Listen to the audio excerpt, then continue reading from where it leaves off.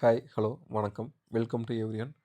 Welcome to SIE Tamil. இதில நம்ம savings அப்படிங்கிற டாப்பிக்கில ஷேர் மார்க்கெட் பத்தின ஒவ்வொரு டாப்பிக்கும் நம்ம வரிசையா பார்த்துட்டு வந்துட்டுருக்கோம். அதில நம்ம பார்த்துட்டு இருக்க டாபிக் என்ன அப்படின்னா, கார்ப்பரேட் ஆக்ஷன்ஸ் அப்படிங்கிறது தான். இந்த கார்ப்பரேட் ஆக்ஷன்ஸில நம்ம மொத்தம் 10 இது இருக்கு. 10 டாபிக் இருக்கதா பார்த்தோம். அந்த 10 டாபிக்ல நம்ம இதுவரைக்கும் 9 டாபிக் பார்த்து முடிச்சிருக்கோம். இன்னைக்கு நம்ம பார்க்க போறது இதில லாஸ்ட் டாபிக் அமால்கமேஷன் அப்படிங்கிறது. இதுக்கு முன்னாடி வந்து அந்த 9 டாபிக்கும் bonus issue, dividend, stock split, reverse stock split, rights issue, share buyback, mergers and acquisition, spin off, delisting இது 9மே நம்ம வந்து பார்த்து முடிச்சிருக்கோம். இது 9மே ஒவ்வொரு வீடியோவா நம்ம டீட்டெயில்டா பார்த்துருக்கோம். அது வந்து சேவிங்ஸ் அப்படிங்கிற பிளேலிஸ்ட்லயும் இருக்கு. கார்ப்பரேட் ஆக்ஷன்ஸ்க்குங்க தனியா தனியா ஒரு பிளேலிஸ்ட்லயும் நம்ம போட்டு வச்சிருக்கோம். ஸோ அத பார்க்கணுங்கிறவங்க 9 வீடியோவ நீங்க பார்த்துருங்க. இது வந்து நம்ம பார்க்க போறது 10வது வீடியோ அமால்கமேஷன் அப்படிங்கிறது. அமால்கமேஷன்னா என்ன அப்படிங்கிறத நம்ம இந்த வீடியோல பார்க்கலாம். ஸோ அமால்கமேஷன்னா என்னன்னா, amalgamation is the process where 2 or more companies merge to form new entity or one company absorbs the other.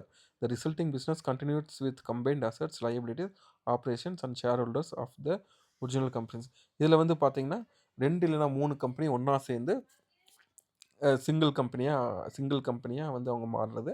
So அதுக்கப்புறம் பார்த்தீங்கன்னா, கம்பைன்ட் அசெட்ஸ், லயபிலிட்டீஸ், ஆப்பரேஷன் 2 கம்பெனிக்கு இருக்கிற எல்லாமே வந்து சிங்கிளா மாறி, அதுக்கேத்த மாதிரி அவங்க வந்து ப்ராசஸ் பண்ண ஆரம்பிப்பாங்க. சிங்கிள் கம்பெனியா மாறி. This is commonly used in corporate restructuring to enhance efficiency, reduce cost, gain competitive advantage or expand business operation. இது வந்து காமனா கார்ப்பரேட் ரீஸ்ட்ரக்சரிங்ல யூஸ் பண்ணுவாங்க. எதுக்காக அப்படின்னா, எஃபிஷியன்சிய வந்து என்ஹான்ஸ் பண்றதுக்கு, காஸ்ட் ரெட்யூஸ் பண்றதுக்கு, அ க காம்படிட்டிவ் அட்வான்டேஜ் வந்து கெயின் பண்றதுக்கு, இல்லன்னா பிசினஸ் ஆப்பரேஷன்ஸ் வந்து எக்ஸ்பேண்ட் பண்றதுக்காக அவங்க வந்து யூஸ் பண்ணுவாங்க. டைப்ஸ் ஆஃப் அமால்கமேஷன்னா என்னென்ன அப்படின்னா, amalgamation in the nature of merger. A merger டைப்ல வந்து அமால்கமேஷன் பண்றது. Equal pooling of assets, liabilities and share holders. அதில வந்து 2மே வந்து சேம் லெவல்ல இருக்கும். அதான் நேச்சர் ஆஃப் மெர்ஜர்ல வந்து இது பண்றது. Business of both companies continues. 2 பிசினஸுமே அது கன்டின்யூ ஆகும். Share holders of merging company become share holders of the new continuing companies. So இதில அமால்கமேஷன்ல வந்து நீங்க மெர்ஜர் பார்த்துருக்கலாம், இது பார்த்துருக்கலாம். அதில வந்து பார்த்தீங்கன்னா, ஒரு கம்பெனி இன்னொரு கம்பெனிய அக்வயர் பண்ணும். 2 கம்பெனி கடைசியில அது வந்து சிங்கிள் கம்பெனியா மாறி இதாகும். இதில புது கம்பெனியா அது வந்து ரன் ஆகும். அமால்கமேஷன்ல வித்தியாசம் வந்து அதான் புது கம்பெனியா அது ரன் ஆகும். ஸோ ஷேர் ஹோல்டர்ஸ்க்கு பழைய கம்பெனில வந்து எக்ஸிஸ்டிங் ஷேர் ஹோல்டர்ஸ் இந்த புது கம்பெனிலயும் அவங்களுக்கு ஷேர்ஸ் இருக்கும். அதிலயும் அவங்க ஷேர் ஹோல்டர்ஸா கன்டின்யூ பண்ணுவாங்க. So amalgamation in the nature of purchase. One company acquires other கம்ப்ளீட்டா அத வந்து காசு குடுத்து வாங்கிக்கிறது. Assets or liabilities or recorded at fair value. அது வந்து ஒரு ஃபேர் வேல்யூல ரெக்கார்ட் பண்ணி அவங்க வந்து இது பண்ணிக்கிறது. Share holders of the absorbed company may not become share holders of the acquiring company. இந்த இதில பார்த்தீங்கன்னா, அவங்க மொத்தமா காசு குடுத்து வாங்குறதுனால, அந்த ஷேர் ஹோல்டர்ஸ்க்கு இதில வந்து உரிமை இருக்காது. ஸோ அந்த ஷேர் ஹோல்டர்ஸ்க்கு அந்த புது கம்பெனி கன்டின்யூ ஆக போற கம்பெனில உரிமை இருக்காது. So how amalgamation works step by step process in India. So இது என்னென்ன ஒவ்வொரு ஸ்டெப்பும் என்னென்ன அமால்கமேஷன்ல என்ன இருக்குன்னா, போர்ட் மீட்டிங் அப்ரூவல். அந்த கம்பெனி வந்து 2 company board of directors of involved companies approve the amalgamation proposal. அந்த ப்ரொபோசல் வந்து அவங்க அப்ரூவ் பண்றது. Next valuation and swap ratio. Registered value or assess the value of each company. 2 கம்பெனியோட வேல்யூமே அவங்க வந்து அசஸ் பண்ணுவாங்க. Share swap ratio is determine to exchange shares between companies fairly. 2 கம்பெனிக்கும் பார்த்தீங்கன்னா, எந்த கம்பெனி எந்த வேல்யூல இருக்கு, அது எந்த ப்ரொபோர்ஷன்ல நம்ம வந்து ஸ்வாப் பண்ணலாம் அப்படிங்கிறத வந்து இது பண்ணுவாங்க. Next drafting the scheme of amalgamation. அது என்னென்ன எந்த ஸ்கீம்ல வந்து அமால்கமேஷன் பண்ணலாம் அப்படிங்கிறது வந்து டிராஃப்ட் பண்றது. ஸ்கீம் இன்க்ளூட்ஸ் என்னென்னன்னா, பேக்ரவுண்ட் ஆஃப் கம்பெனிஸ் இது இன்க்ளூட் ஆயிருக்கும். அப்ஜெக்டிவ்ஸ் வந்து இன்க்ளூட் ஆயிருக்கும். அப்பாயிண்டட் டேட் அக்கவுண்டிங் வந்து எந்த டேட் அப்பாயிண்ட் பண்றாங்க அப்படிங்கிறது இன்க்ளூட் ஆயிருக்கும். ஷேர் எக்ஸ்சேஞ்ச் ரேஷியோ எந்த ரேஷியோல ஷேர் எக்ஸ்சேஞ்ச் பண்ணிக்கிறாங்க அப்படிங்கிறது இன்க்ளூட் ஆயிருக்கும். ட்ரீட்மெண்ட் ஆஃப் அசெட்ஸ் லையபிலிட்டீஸ் எப்படி எப்படி ட்ரீட் பண்றாங்க அப்படிங்கிறது இன்க்ளூட் ஆயிருக்கும். அடுத்தது 4த் ஸ்டெப் பார்த்தீங்கன்னா, share holder and creditor approval. A special resolution is passed in the share holders and creditors meeting. அந்த மீட்டிங்ல ஒரு ரெசல்யூஷன் பாஸ் பண்ணி அவங்கட்ட அப்ரூவல் வந்து இது பண்றது. Next filing with regulatory அத்தாரிட்டீஸ். இதெல்லாம் முடிஞ்சதுக்கப்புறம் ரெகுலேட்டரியில போய் அப்புறம் நம்ம வந்து ஃபைல் பண்றது. அந்த ரெகுலேட்டரி என்னன்னா, நேஷனல் கம்பெனி லா ட்ரிபியூனல். அதுதான் என்சிஎல்டின்னு சொல்லுவாங்க. அங்க கொண்டு போய் அப்ளிகேஷன் வந்து ஃபைல் பண்றது.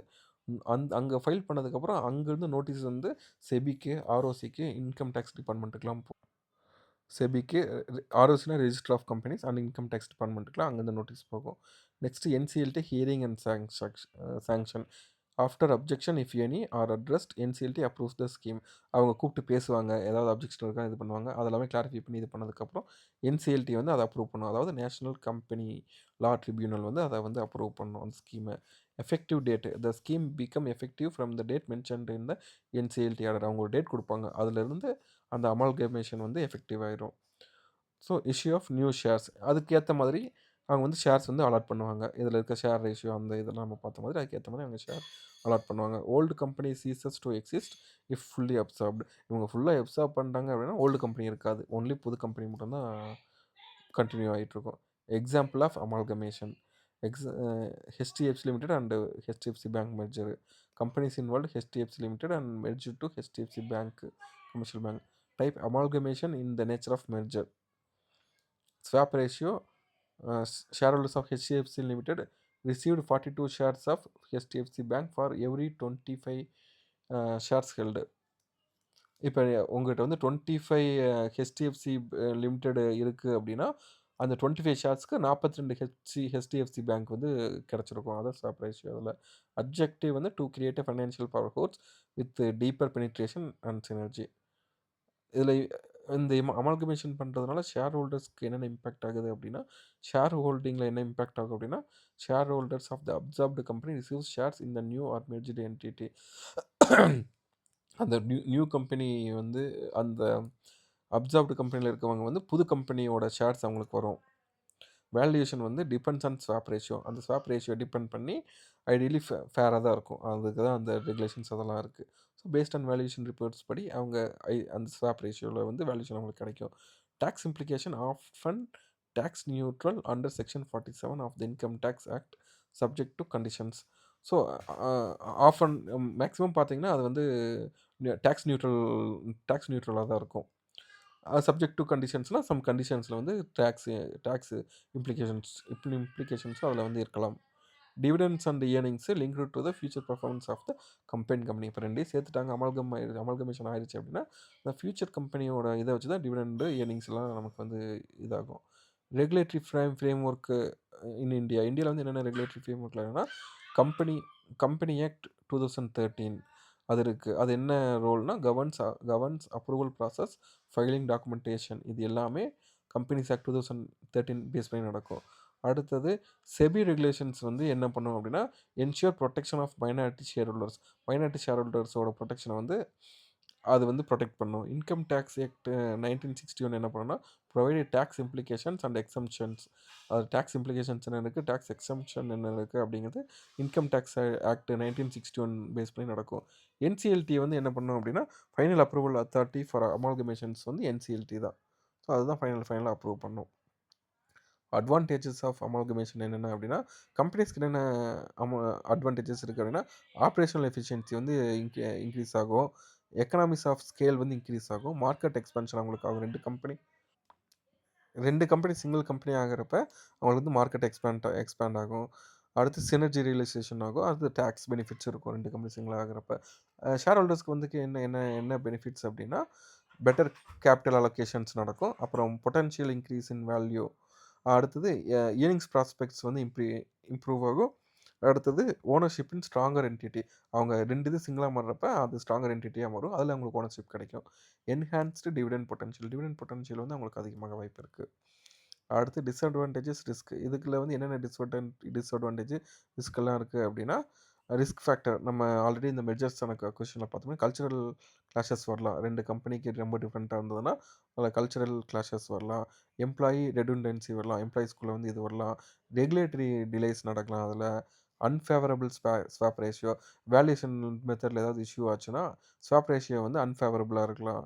அடுத்து இன்டெகிரேஷன் ரிஸ்க்கு. அடுத்து அவங்க கொஞ்சம் கொஞ்சமாக அந்த ரெண்டு கம்பெனி சிங்கிள் கம்பெனியாக மாறுது அப்படின்னா அந்த கம்பெனி அந்த பேரண்ட் கம்பெனியோட ரூல்ஸ் அண்ட் ரெகுலேஷன்ஸ் அதுக்கெலாம் அடாப்ட் ஆகணும். அங்கே இருக்க ப்ராசஸ் எல்லாமே கொஞ்சம் கொஞ்சமாக அங்கே இன்டெகிரேட் பண்ணுவாங்க.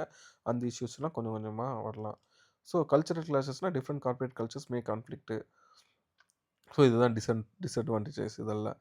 Amalgamation accounting treatment. இதில் வந்து என்னென்ன மெத்தட்ஸ் இருக்குது அப்படின்னா பூலிங் ஆஃப் இன்ட்ரெஸ்ட் மெத்தட் அப்படிங்கிறது ஒண்ணு இருக்கு. Assets and liabilities carried forward at book values. Book வேல்யூலயே அசெட்டும் லைபிலிட்டீஸும் கேரி ஃபார்வர்ட் ஆகுறது. யூஸ்டு வென் த அமால்கமேஷன் இந்த நேச்சர் ஆஃப் மெர்ஜர்ல நடந்தா தான் இந்த பூலிங் ஆஃப் இன்ட்ரெஸ்ட் மெத்தட்ல நடக்கும். அடுத்து பர்ச்சேஸ் மெத்தட்ல assets and liabilities recorded fair values.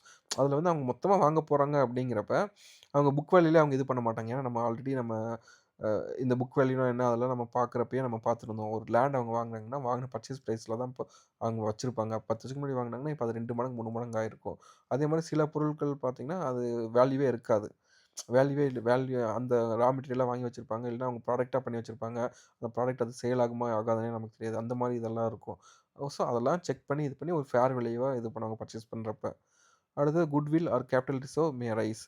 Purchase மெத்தட்ல குட்வில் அவங்க மொத்தமா பர்ச்சேஸ் பண்றப்ப அவங்க குட்வில் வந்து அது அதிகமா சொல்ல வாய்ப்பு இருக்கு. இந்த கம்பெனியோட பிராண்ட் வேல்யூ, பேட்டன்ட் அதெல்லாமே இருக்கு. ஸோ அதெல்லாமே அவங்க வந்து கன்சிடர் பண்ணுவாங்க. ஸோ அடுத்தது, இப்ப நம்ம வந்து இப்ப அமால்கமேஷன் நம்ம பார்த்தோம்னா, மெர்ஜர் அண்ட் அக்விசிஷன் மாரியே தான் இருக்கும். ஸோ அப்ப அதுக்கும் இதுக்கும் என்ன டிஃபரன்ஸ் அப்டின்னா, அதுதான் இதில நம்ம பார்க்குறோம். இதில அப்ஜெக்டிவ் என்ன அப்டின்னா, amalgamation to form a new and stronger entity. மெர்ஜர்ல பார்த்தீங்கன்னா மெர்ஜர்ல பார்த்தீங்கன்னா, ஒரு குரோத் அண்ட் எக்ஸ்பான்ஷன் ரீசன்க்காக அவங்க இது பண்ணுவாங்க. அக்வசிஷன்ல ஒரு கம்ப்ளீட்டா ஒரு கண்ட்ரோல் கெயின் பண்றதுக்காக இது பண்ணுவாங்க. Resulting entity. அமால்கமேஷன்ல கடைசியா என்ன இருக்கும் அப்டின்னா, ஒரு புது கம்பெனி ஃபார்ம் ஆகும். மெர்ஜர்ல பார்த்தீங்கன்னா, 2 கம்பெனில ஒரு கம்பெனி மட்டும் தான் கன்டின்யூ ஆகும். அக்வசிஷன்ல both company usually continues to exist independently. தனித்தனியா அவங்க வந்து அந்த கம்பெனியோடது அப்டின்னு சொல்லி இதுவாகும். பட் அவங்க தனித்தனியா அவங்க வந்து இண்டிபெண்டன்ட்டா அவங்க வந்து ரன் ஆக ஆரம்பிப்பாங்க. கம்பெனி ஸ்டேட்டஸ் என்ன ஆகும் அப்டின்னா, அமால்கமேஷன்ல ஆல் ஒரிஜினல் கம்பெனிஸ் டிசால்வ் ஆயிரும். ஏன்னா கடைசியா வந்த க நியூ கம்பெனி தான் கன்டின்யூ ஆகும். மத்த எல்லாமே டிசால்வ் ஆயிரும். மெர்ஜர்ல பார்த்தீங்கன்னா, only the absorbed company is dissolved. எந்த கம்பெனிய அவங்க வந்து அப்சர்வ் பண்றாங்களோ, அந்த கம்பெனி மட்டும் தான் டிசால்வ் ஆகும். அக்வசிஷன்ல acquired company remains as a subsidiary or division. அது வந்து சப்சிடரி இல்ல டிவிஷனா அது கன்டின்யூ ஆயிட்டுருக்கும். கண்ட்ரோல் பார்த்தீங்கன்னா, அமால்கமேஷன்ல என்ன ஆகும் அப்டின்னா, ஷேர்ட் அமங்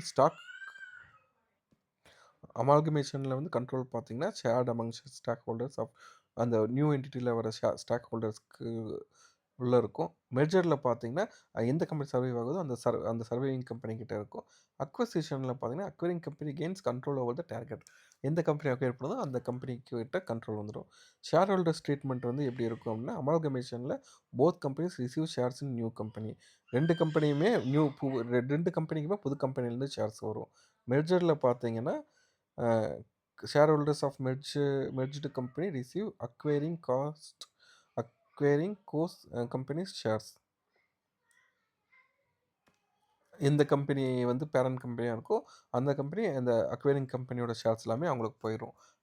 அக்விசிஷன்ல என்ன ஆகும் அப்டின்னா, share holders of target may receive cash, stock or both. அந்த மாதிரி அந்த அக்விசிஷன்ல வர கம்பெனி அந்த டார்கெட் கம்பெனி அதுக்கு காசு குடுக்கலாம். இல்லன்னா கேஷும் குடுக்கலாம். இல்ல 2லயும் மிக்ஸ் பண்ணி கூட தரலாம். அந்த மாரி நடக்கும். அடுத்தது அமால்கமேஷன்ல லீகல் ஐடென்டிட்டி எப்படி இருக்கும் அப்டின்னா, அமால்கமேஷன்ல புது ஐடென்டிட்டி கிரியேட் ஆயிரும். மெர்ஜர்ல 2 கம்பெனில ஒண்ணே ஒண்ணு மட்டும் தான் இருக்கும். அக்வசிஷன்ல லீகல் ஐடென்டிட்டில எந்த சேஞ்சும் இருக்காது. ஓனர்ஷிப் மட்டும் தான் சேஞ்ச் ஆகும். காம்ப்ளெக்ஸிட்டி எப்படி இருக்கும் அப்படின்னா, அமால்கமேஷன்ல காம்ப்ளெக்ஸிட்டி அதிகம். ஏன்னா நம்ம சொன்ன மாதிரி அது என்சிஎல்டி இதில போகணும். செபி அப்ரூவல் இருக்கு. ஷார்ட் ஸ்வைப் இருக்கு. இந்த மாரி நெறையா இருக்கு. ஸோ, அதில வந்து அமால்கமேஷன் காம்ப்ளெக்ஸிட்டி அதிகம். மெர்ஜர்ல வந்து மாடரேட். அக்விசிஷன்ல can range from simple to complex depending on stake acquired. நீங்க வந்து எந்த அளவுக்கு அக்விசிஷன் பண்றாங்க, எந்த இதில பண்றாங்கங்கிறத பொறுத்து அது சிம்பிளாவும் இருக்கலாம், காம்ப்ளெக்ஸாவும் போலாம். அதுதான். எக்ஸாம்பிள் அமால்கமேஷனுக்கு எக்ஸாம்பிள் பார்த்தீங்கன்னா, ஐடிஎஃப்சி லிமிட்டெடும், ஐடிஎஃப்சி ஃபர்ஸ்ட் பேங்க்கும். மெர்ஜருக்கு வந்து இது எக்ஸாம்பிள் பார்த்தீங்கன்னா, ஹெச்டிஎஃப்சி லிமிடெட் வந்து ஹெச்டிஎஃப்சி பேங்க் கூட மெர்ஜர் ஆனது. அக்விசிஷனுக்கு வந்து இது என்ன எக்ஸாம்பிள்னு பார்த்தீங்கன்னா, டாடா குரூப் வந்து ஏர் இண்டியா இது பண்ணது. அதானி வந்து அம்புஜா சிமெண்ட்ஸ வந்து இது பண்ணது. அதுதான் எக்ஸாம்பிள்ஸு.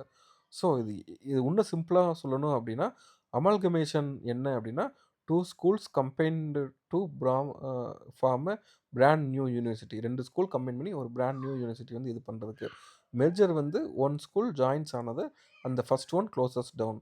இப்போ ஒரு ஸ்கூல் வந்து இன்னொன்னு கூட ஜாயின் ஆகுது.